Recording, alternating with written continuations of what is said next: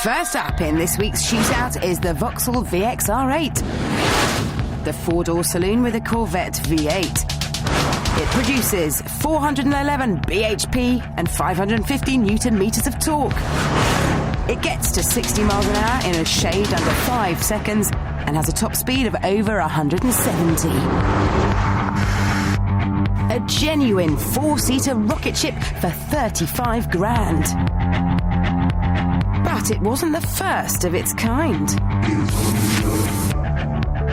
We wanted to see whether the VXR8 was as good as its spiritual predecessor, the iconic Lotus Carlton.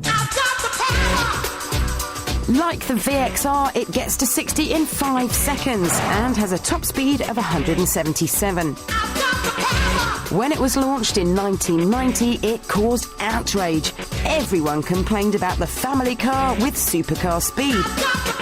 From safety groups to the police.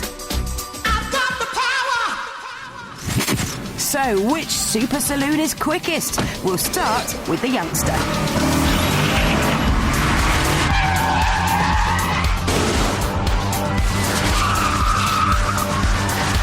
6 litres in a big, fat, hairy, rear-wheel drive car. I am in heaven. This VXR8 has got 40 brake more than the Lotus Carlton, and it weighs 200 kilograms more, and it feels a big, heavy car. But I can still make it dance like a little sports car. Only hooligans need apply. It has got traction control for those feeling a little bit whack, whack, whack.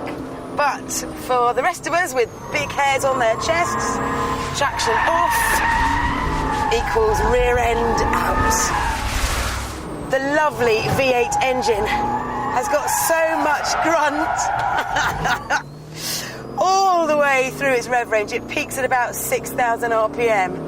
But right up until that, it's just pure power.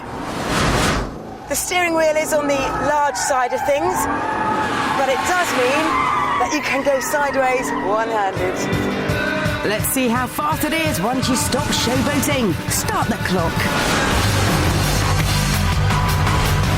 So, into the first corner. Tyres squealing down, using the big brakes. Oh, the rear end wants to slide out. Up the gears, into third. Now flat out.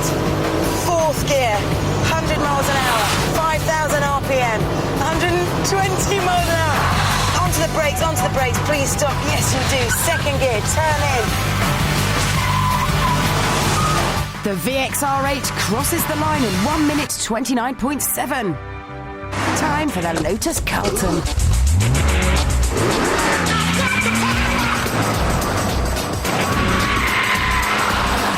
This fantastic car was built in an era when General Motors owned both Vauxhall and Lotus, and some very bright and clever spark decided to give the old fuddy-duddy Carlton to Lotus to see what they could do. And they duly took the 3-litre engine and made it into a 3.6-litre one, slapped on 2 turbochargers and mated it to a heavy-duty Corvette gearbox. And did anyone think about putting traction control to rein in that 377 brake horsepower? Nope, never even gave it a thought.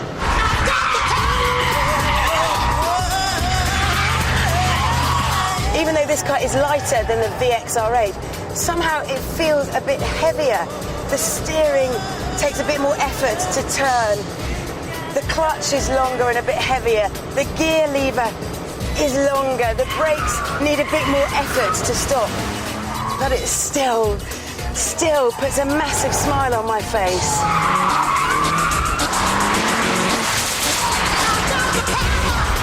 When I started out as a road tester 15 years ago, this was the car that I really lusted after. And here I am 15 years later driving it. This car may be old, but it is still enormous fun. Anyway, time for a quick lap. Start the clock. Come on, old girl.